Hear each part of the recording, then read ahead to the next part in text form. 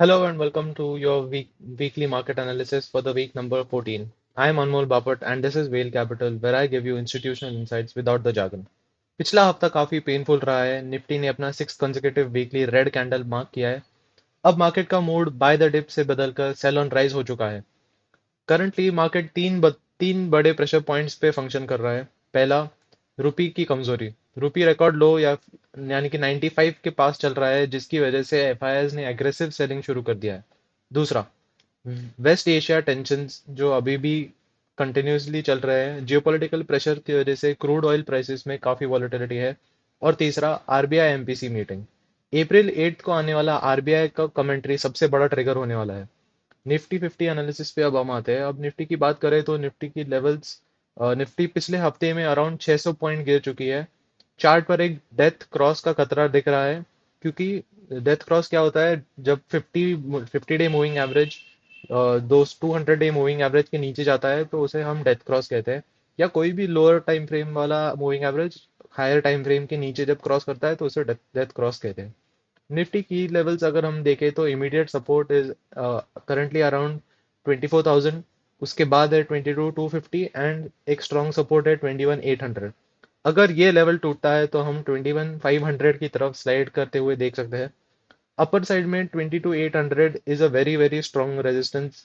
इसके ऊपर निफ्टी ने लास्ट 3 डेज में ट्राई किया है, but it wasn't able to cross that.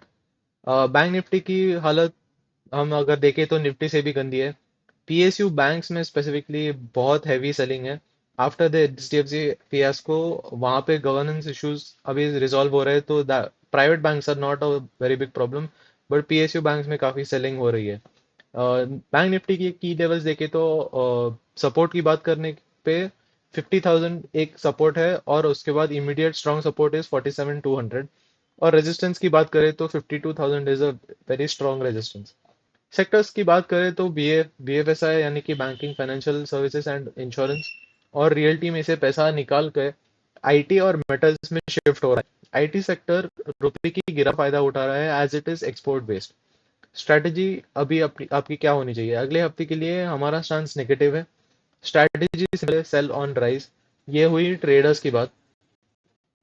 अगर आप इन्वेस्टर हो और आप पैसा अगर आप लॉन्ग टर्म इन्वेस्टर हो, अपने शॉर्ट शॉर्ट इसमें अगर आपने पैसा डालना है, 600 के पास, अ, अभी मैं जो बोल रहा हूँ वो ट्रेडर्स के लिए 600 के पास बाउंस दिखाती है, तो वहां से शॉर्ट पोजीशन इनिशिएट किया जा सकता है।